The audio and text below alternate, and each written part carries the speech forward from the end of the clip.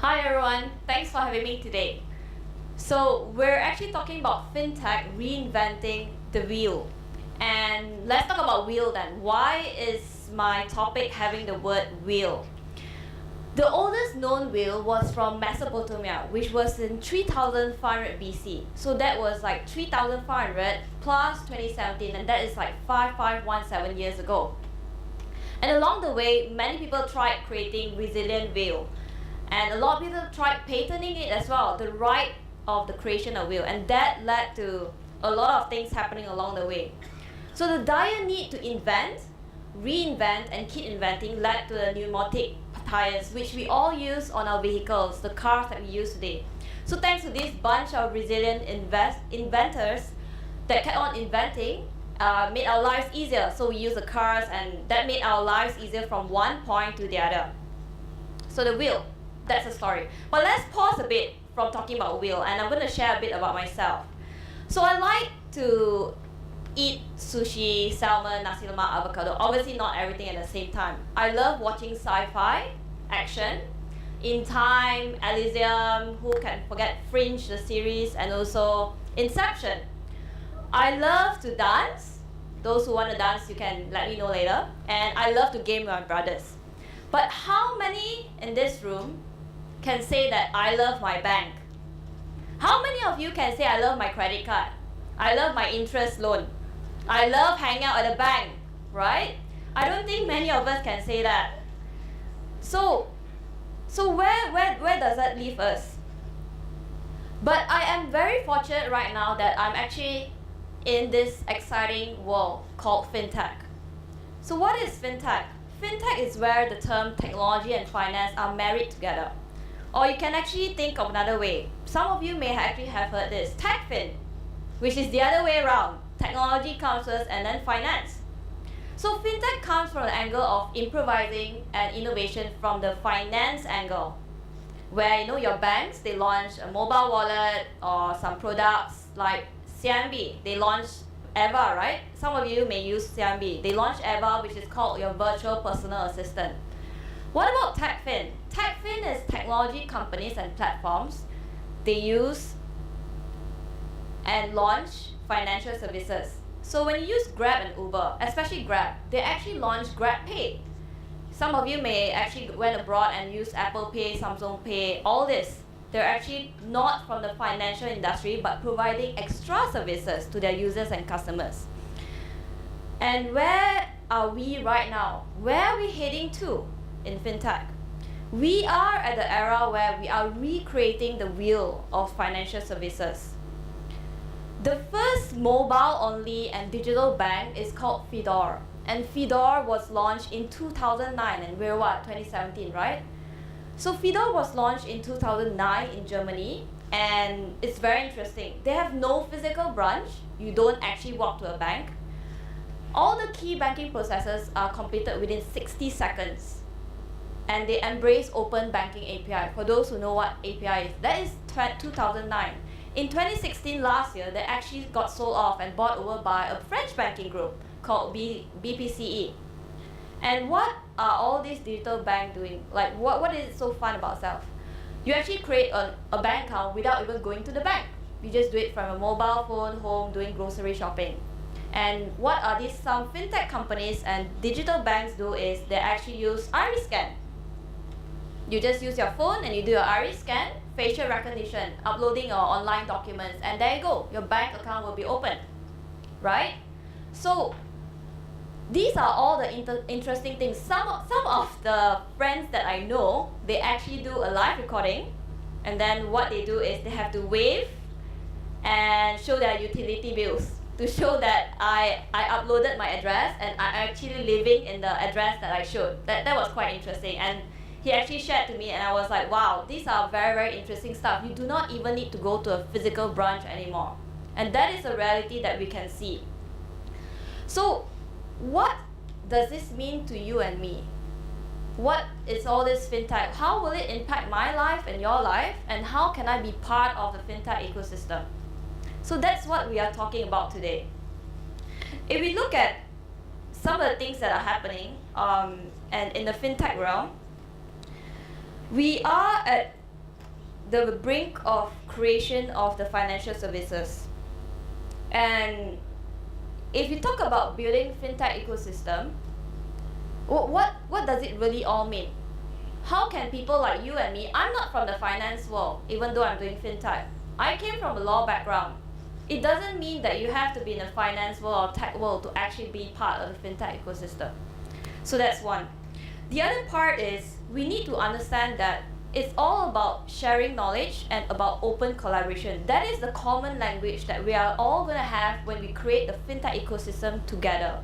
It doesn't mean it's the bank creating, some of the bankers are doing or the regulators are doing. It actually takes every one of us, because in the end we will be users to fintech or techfin for that matter.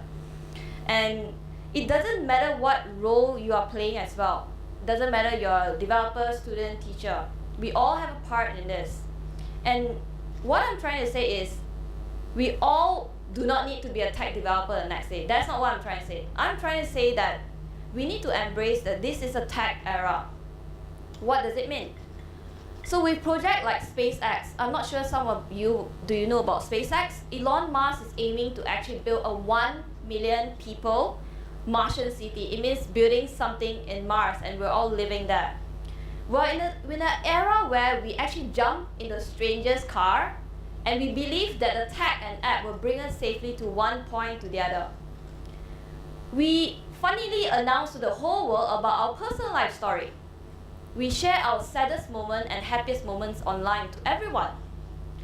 Education is democratized, where everyone from any student from any age and background, going to Han Academy for example, can just learn anything online. So where does that leave us? When we embrace technology in our lifestyle, so yeah, this is the Mars, sorry. And when we embrace technology in our lifestyle, and we allow TechFin and FinTech into our lifestyle, it enables FinTech and TechFin to actually make it better for us. The financial services will be more beneficial, transparent, easier to understand, and we all can benefit from that greatly. And what's next? What's next in this? What would technology help us? So I've been speaking about all these positive things. What about the dark side? People are always asking, oh, blockchain, this and that. So we're going to talk a bit, we're going to flip to the dark side.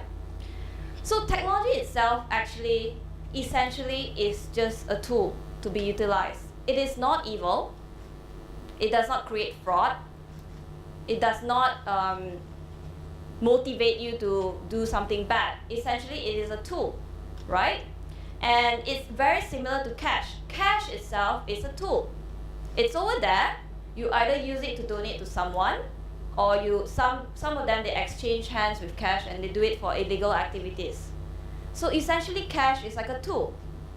So if you think about it, right, if we talk about example technology of blockchain, I'm sure a lot of you have actually heard about the word blockchain, or the other word is called distributed ledger technology, DLT. Essentially, blockchain is a technology. You can either use it for a positive or negative side. The negative side is, again, if you may be familiar with this, it's called the dark web. So you need to actually have a few protocols and steps to actually enter the dark web, and then you use blockchain technology to actually do illegal activities. So this is the dark side of it. But the positive side is the whole world is pouring money into improvising the technology and understanding a proof of concept. So the non-financial example is blockchain projects are actually live right now. They are testing about things like food traceability, whether to ensure is it really halal food. The other side is we can use it for trade financing. So blockchain projects essentially are technology itself. It can be either used in the positive or negative side. And this is what we are here for. All of us will be going through this question. And this is an essential question that we all need to embrace. Will technology replace the jobs in banking and finance industry? That is very different compared to when I studied and when you guys studied. When your parents studied and when I studied. So when we talk about this, we need to remember that we're in the fourth industrial revolution, where technology plays a very vital part in our life, in the economy and the world. We need to embrace that this is a tech era. This is very different compared to when our parents studied, get a job, got a roof over our head. It is very different for all of us here as well, whether you're studying, you're teaching, whether you're whether you're actually doing businesses. It's a very different world because the world is changing very rapidly. Technology, as I stand here, will be rapidly changing. It's very different from last time.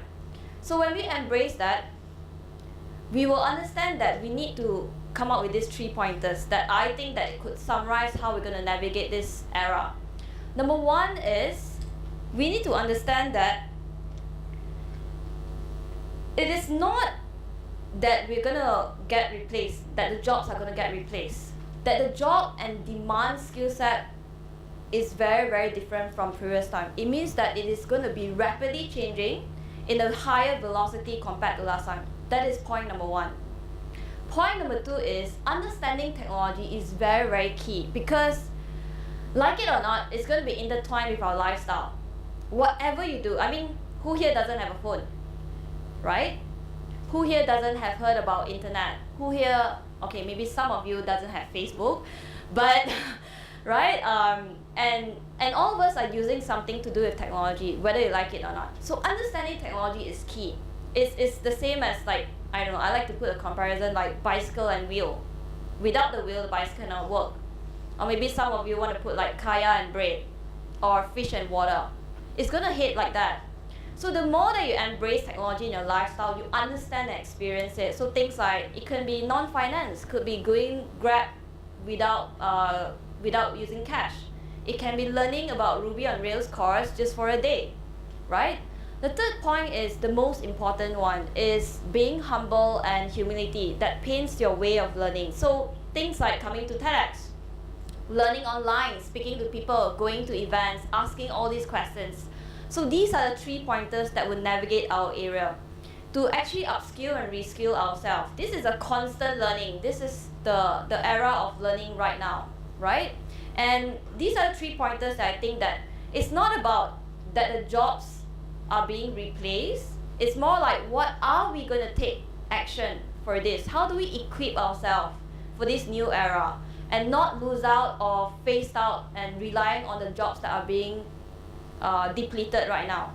So I understand that if you try opening your phone and Google like and things title like this, like, oh, Britain could lose 40,000 investment banking jobs in the Brexit exodus. These things are scary, but if we take charge right now and then we can equip ourselves, it's a whole new game, right? So let's go back from these jobs and really think about how the future is like. Let's kind of sneak peek what it's going to be like. So if you close your eyes and you can imagine, how nice, I just go and open a bank account and do everything at home. Or maybe I could be, I know, on the way to pick up some food, right? And I do everything online. Everything is from my mobile or device. I do not need to go to the bank to go and queue up for like 3, 4, 5 hours. This is one lifestyle. The other lifestyle, if you heard about crowdfunding is already licensed in Malaysia. Things like, I actually can put my startup there and I get funded by so many people, right? And this is the new way of getting investment, startup.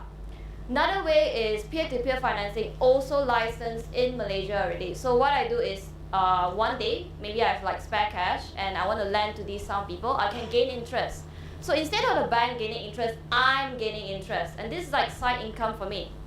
Another way that a new framework is out right now in Malaysia as well. It's called a digital investment framework. So we're talking about robo-advisory. We're talking about, let's say I want to invest in stock, but I'm human. I'm not like a robot, or I can use artificial intelligence, right?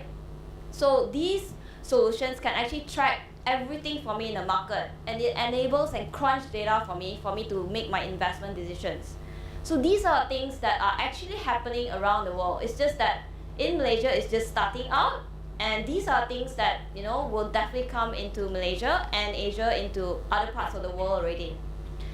So we're talking about these things happening and fintech and all that, but what I'm trying to say is whether you're a student, or you're a musician, educator, business owner, investor, lender, whoever you are, we can take shape and collaborate together to shape the fintech ecosystem.